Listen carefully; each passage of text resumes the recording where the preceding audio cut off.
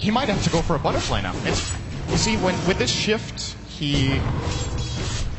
Vici Gaming get a lot of momentum, and they might get 1 or 2 damage items, and then if he goes for an Abyssal, it's great, he can jump an Abyssal at target, but he's gonna disengage so fast that he can't put it to good enough use. So he has to probably get a defensive item here, as both Shadow Fiend and Luna will soon be completing their butterflies as it looks.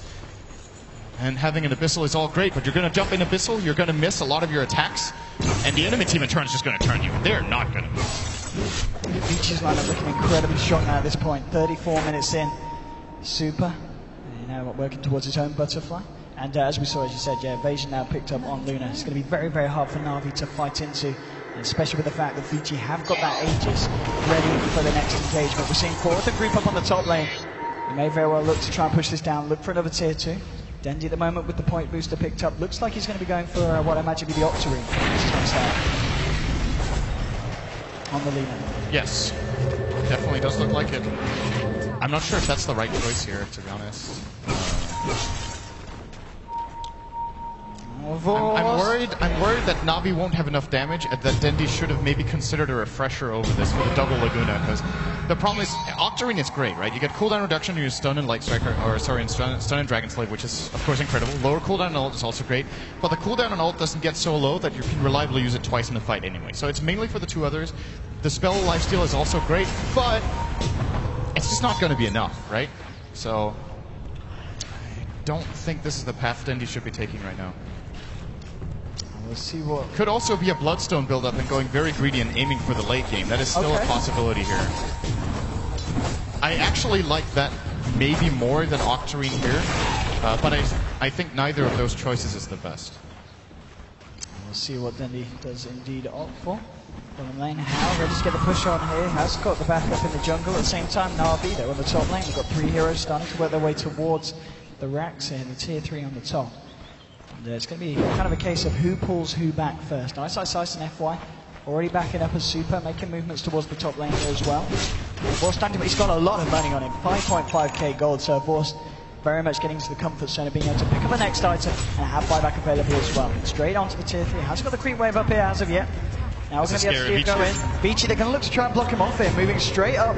TP, Arstyle actually cancelling the TP here, wanting to stick around to fight, but Arstyle's going to lose his life here. There's going to be the relocate out to save her Vorst. But poor meanwhile, Hao is being chased a bit here. His TP got cancelled by the Tuskult. Bonic as well, look at these body blocks come out. Hao's going to be in a lot of trouble. Vorst going forwards here. He's got a mana void, he's going to use it. Blowing up Hao here on the Luna. Top lane, Seneko did die with a relocate back up to the top. But Vorst finding a kill onto Hao on the Luna. I mean, you look at the overall gold gain, and I think that probably favors Na'Vi overall. That last kill they got is 731 gold for Hvust, and of course putting the Luna on the sidelines for a good minute, and almost a minute and a half actually here is very, very important for the farm development of this game. And Hvust, we just mentioned his name, he's got 7,000 gold. I think it's time to go shopping a bit here. I wonder what he's going to get. It could be a full Abyssal, could be Butterfly. I think Heart is not the choice when you have BKB in this particular game. I think it's simply too weak. I mean, it's the great thing about the fact that he's saving up this money. If it's going to be the Abyss or the MKB, it's going to definitely catch Vici Gaming off guard, because they can't see what he's building. So we'll see what he does go for. It's going to be the aggressive build with the full Abyssal. It puts him in a position of power, but at the same time, kind of glass cannon here against what Vici Gaming are sitting on. So has to be careful, but if he chooses his initiation timing right, this is the highest damage output item he can get right. And I guess in the fights, who do you look for Vorst to jump on with the Abyssal? Do you go straight for Super on the SF? I think you try to get the Luna, okay, if possible. The problem he has is a really big part of Vost's damage output right now is the Manta style, and it's going to be for a long time, right? All the damage from Mana Break, and of course the illusions themselves. It's very easy for Vici to counterplay it. If he blinks in an Abyssal someone and uses Manta, you fissure. Just to stop those 2 illus for those 2.5 seconds, it's enough for the target to keep their mana up so they can use their spells after popping. Oh, they're smoked up Vici Gaming. They're looking to catch out anyone on the side of Na'Vi. There is a gem on Ice. He needs to be really careful. He doesn't blink too. Ice is not seeing him. They're going to go straight in. He is by Hao. Full commitment there to find the kill onto Funny. Now they're going to look for more potentially. That's going to be Dendi hiding in the trees. he's going to be fine for the time being. And top lane, you've got Artstyle. Split pushing Dazzle. He's going for it. A modern classic. Mid lane, of course, the Vorst and Seneko working their way down this lane. And I mean, the pushing power of this anti-mage now at this point is it's going to force Vici back every time. Yeah, this time around they're not going to be able to claim the bot 2-2. Looks like they'll leave Hao here for a bit. That is pretty risky. He doesn't have a TP. He does now have a butter. He's going to run it by it. He's just flutter together a little bit faster and lets his illusions do the job. This is going to force a Navi hero back, or they're going to lose a tower. So, oh, they're probably going to lose the tower anyway. Looks like it might be too late. Dazzle's going to port. He cannot hold this back on his own. I really don't think so. I was actually just going to run for the tower, but there's still backdoor protection. Oh, it's just Mantis Orbs. Yeah, our style will actually hold it. The Mantis expired a little bit too early. And now 2 big items on the Radiant.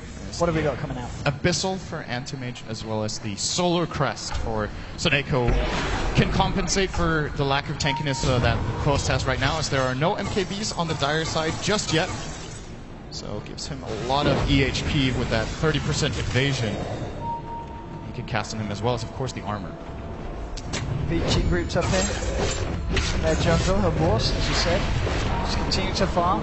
In terms of buyback availability, that's enough. Yeah, he's got more than 1,000 surplus, so he's going to be okay for the next fight if it does go down badly. But Vici Gaming at the moment looking to be in a very, very strong position and a good position to fight in as well. Funnick, with the Shadow Blade, needs to be careful, as you said. If Isis has blinks, he's dead.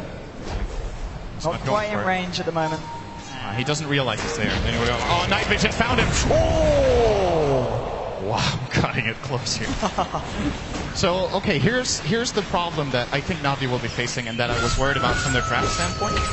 I think the timing window when AM needs to peak and get the job done for them is closing right now. He is almost maxed out. He can get one more item and, of course, Moon Shard in addition to that, but it's not really that cost efficient. So, might replace the Vlads for a Butterfly, I would imagine.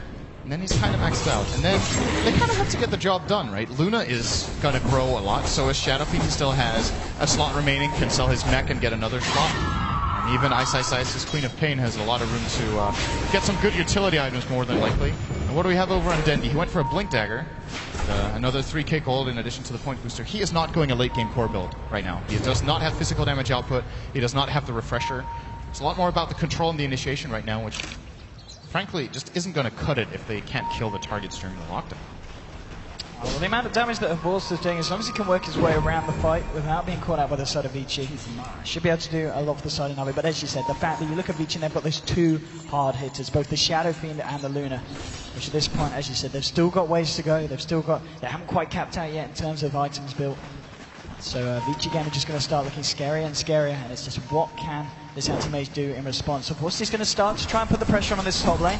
Vici Game, they've got 4 heroes down on the bottom.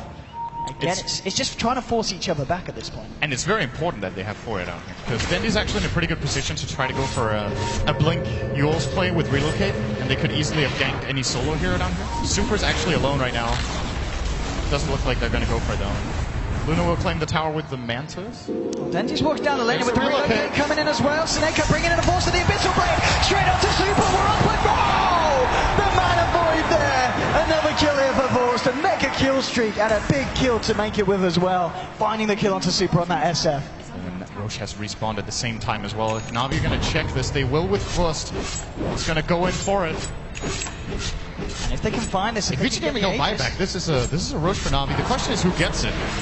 Does he just give the Vlads to someone else to hold and, or drop it? And he could drop the Vlads and take the Aegis, but he's still not that strong.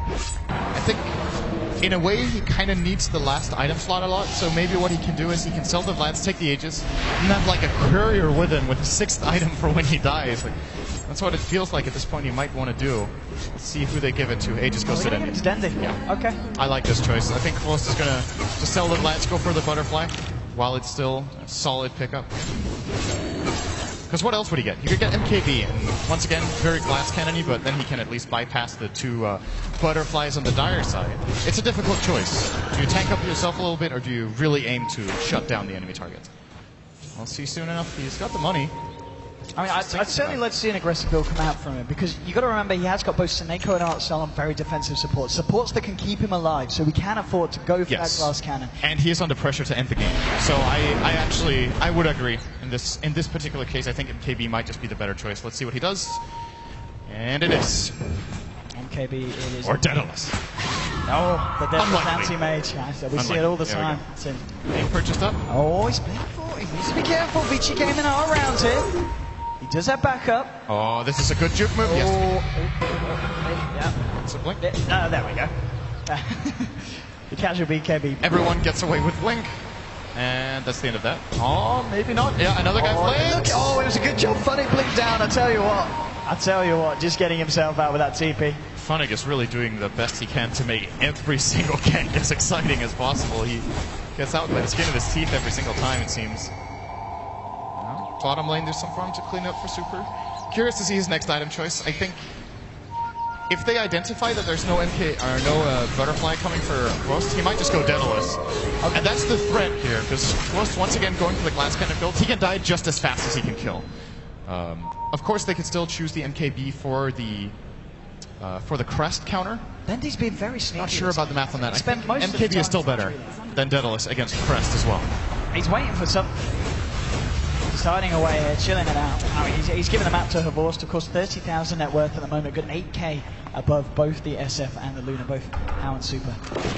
And he's certainly getting to the point where he's pretty much stacked out. I guess, you know, get himself some bots online, and as you said, eat a moon shards, which at the rate he's farming and kind of the passivity of this game at this moment, 45 minutes in, I wouldn't be surprised if we see him find as the game continues. This is Satanic. No one how. He's starting to get really big. 25 armor, 2400 health. What do we got in comparison on Ghost? He's less tanky, actually, on the anti-mage now than the Luna. Of course, do we have a crest on Vici? It's very important. We do not. And that is the big difference maker right now, that even if you have the bypassing mechanic with Monkey King Bar so you can't miss, the 10 armor is still pretty significant. He's still in the trees. He is, isn't he? He's spent most of the time over here. Yeah, he's exploring. He's being a bit sneaky. Doing his coin challenge. Explore 90% of the map. Hopefully there's no coin challenge with that. That would be horrible. Vici, I want to do something here. Okay, the fan of Force can get himself out of this one. Echoes have everything. Sonic Wave, can they kill him? Oh, they do! He's down! They finally kill him to a Force. He has got buyback available. Snake can lift the TP out. Will be able to just find himself back to base. But I think the Force is definitely going to have to use it here. 90 seconds off the map. And Vici, they're ready to go for a lot of damage and destruction here into the Radiant base. Heading towards that bottom lane here. As you know, they're just going to head for the game. They're heading for the tier 4s here. Fortification's going to come out here for the side of Navi. Still no buyback yet used on Havorst, on the anti-mage. But the tier 4s are going down incredibly fast. No, but there's your buyback. Okay, Havorst, what can he do now? How's going to get the BKB off, and now they're going to be on the retreat. Out comes the Eclipse. They're not quite chasing it here on Navi. And Vici are just going to back themselves up. So they get a fair bit of damage done to the tier 4, do force out the anti-mage buyback, and get themselves out without losing anyone. They play so aggressively against a team that has the Aegis. This is pretty uncommon. Dead descending on the Aegis, they still go for the anti-mage gank. With him dead, they still go for the fight in base, believing they can disengage, and 0 cost. They got almost tier 4s, they forced buyback. Paid nothing for it, they go back to farming. This is... Navi are running out of time. I really feel like if this goes on for another 10 minutes, Vici are just going to beat the one stronger late. They have to make a play with this Aegis if they can. But it's expiring in 30 seconds. They haven't used it for anything. And this is certainly an issue for Navi as well. And now they're for this very fragile period of the game, where if they lose Havorst again, it's pretty much over. They've got to keep anti-mage alive at all costs. Without that buyback available now, it's going to be a very, very tense part of the game here for Navi.